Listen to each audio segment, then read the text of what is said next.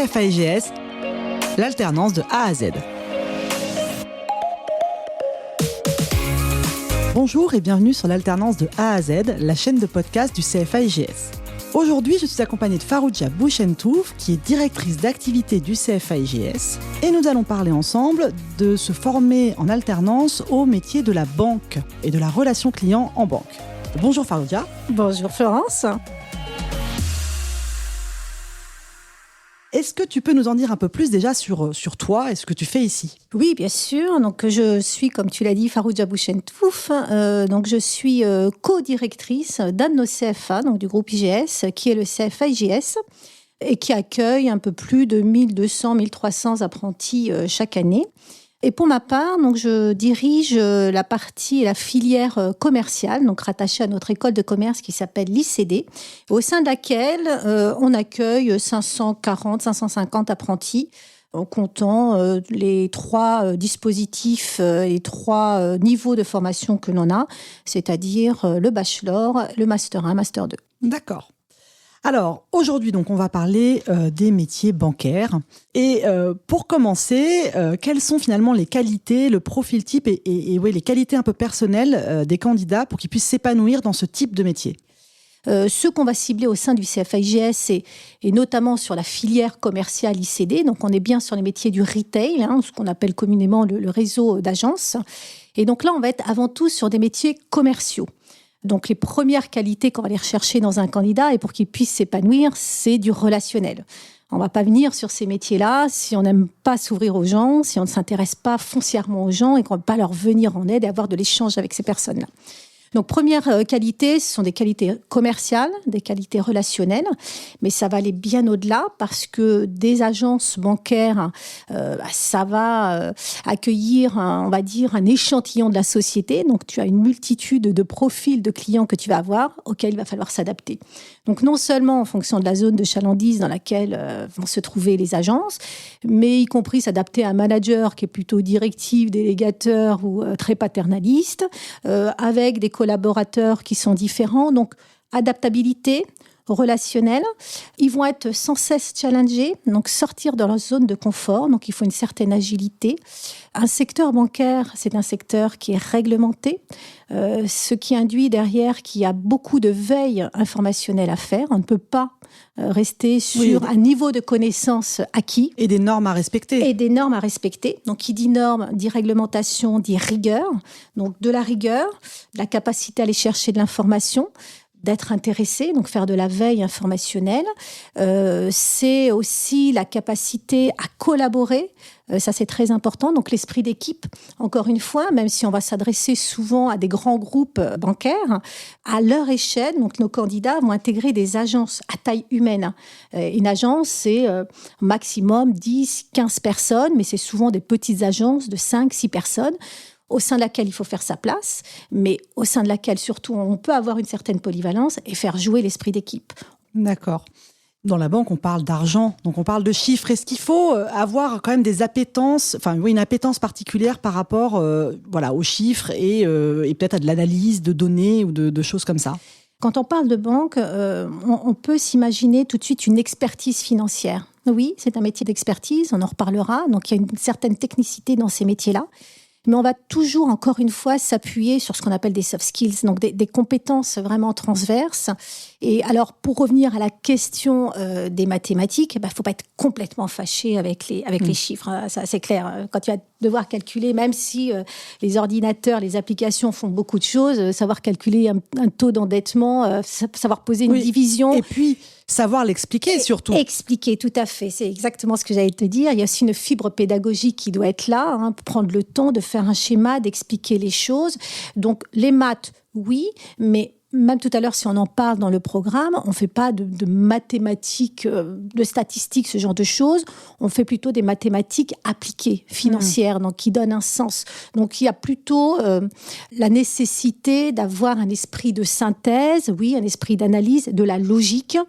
Maintenant, on va pas leur faire faire des mathématiques très poussées. D'accord, on n'est pas obligé d'avoir un bac S option maths pour... On va être plus regardant sur de la fibre commerciale, je te l'avoue, sur évidemment, comme je te le disais, un certain esprit d'analyse, mais non, ne pas être très fort en mathématiques, ce n'est pas rédhibitoire.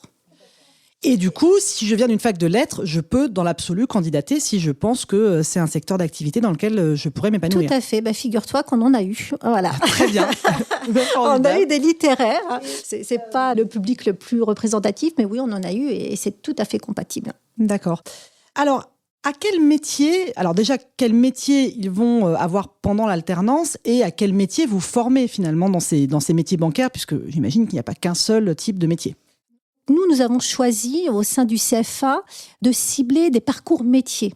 C'est-à-dire que les formations qu'on va dispenser, évidemment, il y a une certaine polyvalence.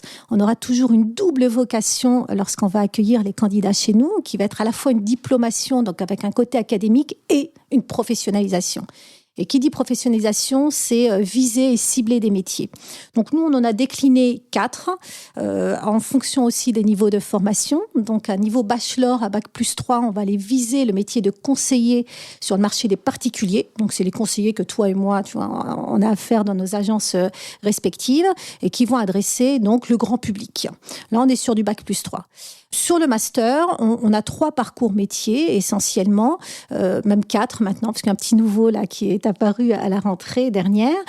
C'est le conseiller clientèle de professionnels. Donc là, on va être sur un métier un petit peu équivalent. On peut faire le parallèle avec le marché des particuliers, mais on va les cibler des artisans, des commerçants, des professions libérales. Le métier de conseiller en gestion de patrimoine, on reste sur le marché des particuliers, mais là on va s'adresser à un public avec des avoirs un peu plus conséquents et on va les aider dans les placements, dans la manière de mieux faire fructifier ou de sécuriser leurs avoirs. Et on va adresser aussi un public de candidats qui vont plutôt s'orienter vers du management, donc dans la direction d'agence. Donc on forme des futurs directeurs d'agence, donc des beaux métiers. Et le tout dernier, donc c'est le conseiller entreprise. Là on est un petit peu plus orienté sur la banque d'affaires. On est sur des centres d'entreprise. D'accord. On associe souvent dans le secteur, on parle souvent du secteur banque-assurance. Est-ce que vous avez des dispositifs un peu spécifiques à l'assurance ? Parce que ce sont a priori des secteurs qui sont proches. Est-ce qu'il y a des formations qui sont un peu dédiées aussi à ça ? Est-ce que vous proposez ce genre de choses ? Alors, on propose de la banque-assurance. D'accord. Ah bien voilà. Alors, c'est dans les tuyaux, effectivement, puisqu'on a de plus en plus de demandes d'aller partir, de nous orienter sur une spécialisation pure assurance. Pour le moment, c'est surtout pour le bachelor que l'on a ça, qui s'appelle exactement responsable commercial et marketing donc de l'ICD. Et on a développé cette spécialisation banque-assurance. Et on accueille au sein de ces groupes, donc on a chaque année entre 2 et 3 groupes. Et là, on mixe parce qu'on trouve que c'est intéressant, puisque les banques font de plus en plus de l'assurance et les assurances s'essayent aussi à la banque. Mais bien sûr, oui. Voilà. Et donc, dans le programme, ils suivent tous indifféremment à la fois les thématiques qui sont en lien avec le domaine de l'assurance et le domaine de la banque. Donc, on n'a pas encore complètement isolé le secteur assurantiel, mais on y réfléchit parce qu'on a une véritable demande là-dessus. D'accord. Alors, à ton avis, pourquoi est-ce que c'est important de passer par l'alternance pour se former à ces différents métiers ? C'est clair que c'est pertinent, en tout cas, et que ça peut être un accélérateur de carrière. Ça, c'est clair. Comme je te le disais, le secteur de la banque a cet avantage-là d'offrir des évolutions de carrière qui sont quand même assez remarquables. Et on le voit par, encore une fois, la diversité de métiers. Nous, ce qui est formidable et ce qui est vraiment source de grande satisfaction pour nous, c'est que les banques tiennent leurs promesses. C'est-à-dire que, et c'est absolument pas péjoratif, mais elles se servent beaucoup de l'alternance comme un vrai vivier pour aller recruter leurs futurs collaborateurs. Et l'alternance va vraiment se transformer comme un tremplin vers des CDI. Il y a des vraies opportunités de poste et ce sont des CDI qui sont signés à l'issue du parcours. Donc ça, c'est un intérêt. Mais le deuxième, c'est qu'on les forme vraiment à cela. C'est-à-dire que tout le long de leur parcours, ils vont être outillés pour pouvoir être capables de prendre le poste à responsabilité auquel on les a formés tout au long des 2 ans. Et donc, le fait d'être passé par l'alternance, c'est déjà avoir un vécu, avoir expérimenté tout cela et donc être plus forts et plus outillés pour la prise de poste. Là, on va leur offrir de beaux diplômes qui sont reconnus par l'État. Et puis, à la fois, la professionnalisation, on leur met en face des professionnels. Voilà un intérêt de passer aussi par la voie de l'alternance. Notre corps professoral, comme on l'appelle, à 80% est constitué de professionnels. C'est-à-dire que les modules matières, cœur de métier, sont dispensés par des professionnels de la banque, qui sont des pointures d'ailleurs pour beaucoup d'entre eux, et qui, au-delà, et c'est pas péjoratif là encore dans ma bouche de dire de simples concepts à délivrer, ils vont les illustrer, ils vont les ancrer dans des réalités professionnelles qui vont tout de suite parler et donner du sens aux enseignements qu'ils vont dispenser auprès de nos candidats. D'accord. Et justement, tu parles d'enseignement. En termes de contenu dans ces formations, on ne va parler que de banque ou on va aussi aborder d'autres sujets et développer d'autres compétences ? Et oui, tu as raison, on ne va pas parler que de banque. Et là, alors ça, c'est vraiment le positionnement du CFA, c'est le positionnement du diplôme et c'est ce qu'on met toujours en avant. J'ai l'habitude de dire à nos candidats qui viennent nous voir pour se former que ce qu'ils viennent chercher chez nous, en tout cas ce que nous, on leur propose, ce n'est absolument pas un master banque. C'est avant tout un diplôme d'école de commerce avec une spécialisation bancaire. Toute la différence est là. Donc, on ne va absolument pas se défaire de notre ADN. On est école de commerce, on est né une école de commerce, on reste école de commerce, même si on va s'adresser à des banquiers. D'ailleurs, les banques ne s'y sont pas trompées. Si on est venu aussi et si... c'est vrai que cette filière a pris tellement d'ampleur et de plus en plus d'ampleur au fil des ans, c'est qu'on répond à une réelle demande de la réalité des métiers qui est avant tout, je l'ai dit tout à l'heure, des métiers commerciaux. Et à côté de cela, eh bien, on va effectivement leur apporter des notions en termes de marketing, en termes de digital, sachant que le secteur bancaire est aussi un secteur qui est très dynamique, qui vit avec son temps. On parle de RSE, on parle de finances vertes, par exemple, on parle de digitalisation, de big data, on va parler de géopolitique aussi. Donc là, des choses qui sont complètement, qu'on pourrait imaginer déconnectées de la banque, mais ce qui se passe dans leur environnement extérieur et y compris au niveau géopolitique, a forcément à chaque fois des impacts au niveau financier, économique. Donc oui, pas que des cours spécifiques banque, mais beaucoup plus d'ouverture, ce qui leur permet aussi d'abord d'avoir une ouverture intellectuelle, et ça c'est très important. On parle beaucoup de matières dans le domaine des humanités chez nous, donc je parlais de géopolitique, mais on les ouvre aussi sur l'international. On met beaucoup l'accent sur les enseignements en anglais. On n'est pas sans savoir que beaucoup de banques ont des filiales à l'étranger. Et effectivement, en évolution de carrière, ne serait-ce que quand on veut aller sur un centre d'affaires, s'ils ne sont pas bons en anglais, là, ils vont très vite arriver à un plafond de verre. Donc oui, une grande diversité dans les enseignements. Et c'est là aussi qu'on leur ouvre d'autres perspectives. C'est-à-dire que oui, ils se forment pour le secteur bancaire.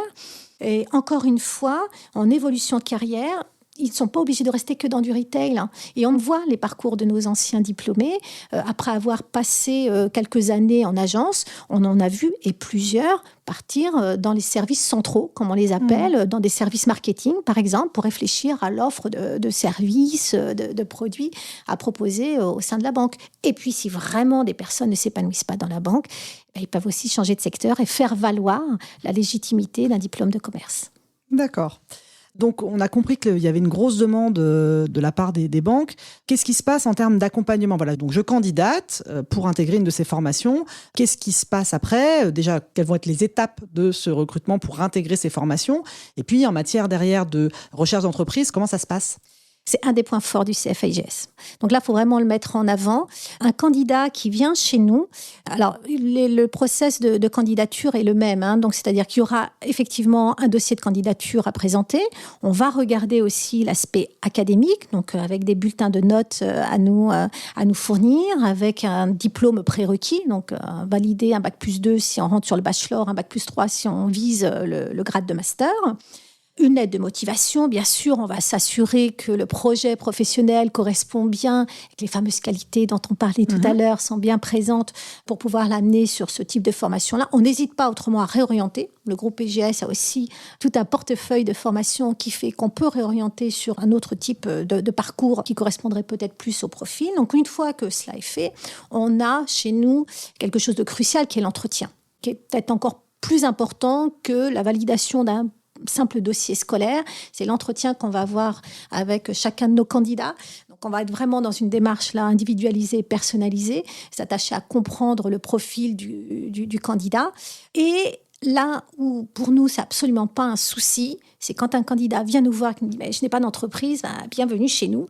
C'est très bien parce que nous, on a besoin de candidats sans entreprise également, puisqu'on travaille aujourd'hui avec un grand nombre d'entités bancaires qui sont très demandeuses en termes de nombre de postes à pourvoir et qui démarrent leur campagne de recrutement très très tôt dans l'année.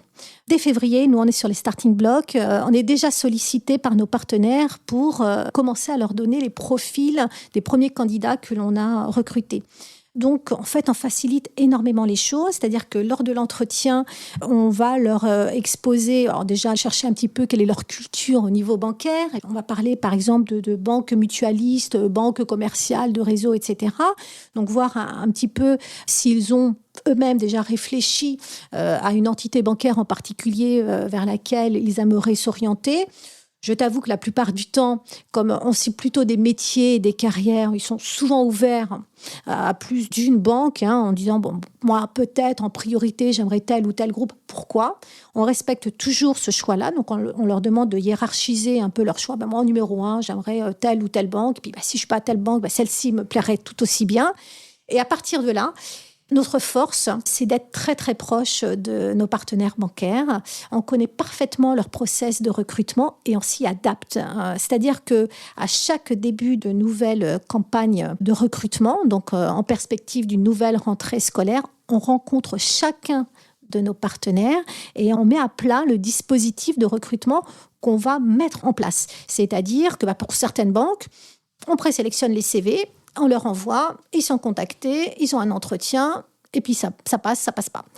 Pour d'autres, on sait qu'il y a des tests au démarrage, donc on va déjà les préparer à ces tests-là. On va leur envoyer le lien pour qu'ils puissent se connecter à la plateforme de la banque partenaire. Ils vont devoir passer des tests, si les tests sont OK, mais ils ont un entretien derrière. Pour d'autres, on va organiser, ça nous arrive, des entretiens dans nos propres locaux. Au CFA, on fait venir nos interlocuteurs RH et ils vont venir rencontrer des candidats qu'on aura présélectionnés pour eux. Voilà. Mais en tout cas, quelle que soit la banque, on est complètement en maîtrise du process de recrutement de chacun de nos partenaires et on accompagne de bout en bout chacun de nos candidats. D'accord. Et en termes de proportion finalement de candidats que vous placez en entreprise avec toutes les offres que tu évoquais, ça représente combien à peu près ? Que ce soit sur le bachelor ou le master, entre 85 et 90% des candidats sont placés par nos soins et via les offres de poste qu'on va pouvoir leur proposer. Ouais, donc c'est quand même assez remarquable parce que c'est souvent une angoisse pour les candidats qui veulent faire de l'alternance de trouver une entreprise d'accueil. Donc ça, c'est quelque chose d'important. Tout à fait. Eh bien, merci beaucoup. Et où est-ce qu'on peut vous retrouver ? Donc le CFA IGS, c'est où ? 3 rue Pierre-Dupont. Donc, on est à mi-chemin entre la gare du Nord, gare de l'Est, donc en plein cœur de Paris 10e. Et sur notre site internet, très facilement, en pianotant www.cfa-igs.com. Eh bien, merci beaucoup, Faroudia, pour le temps accordé. Et à bientôt. À bientôt. Retrouvez l'ensemble de nos épisodes sur toutes les plateformes audio, Spotify, Deezer, Apple Podcasts et bien d'autres.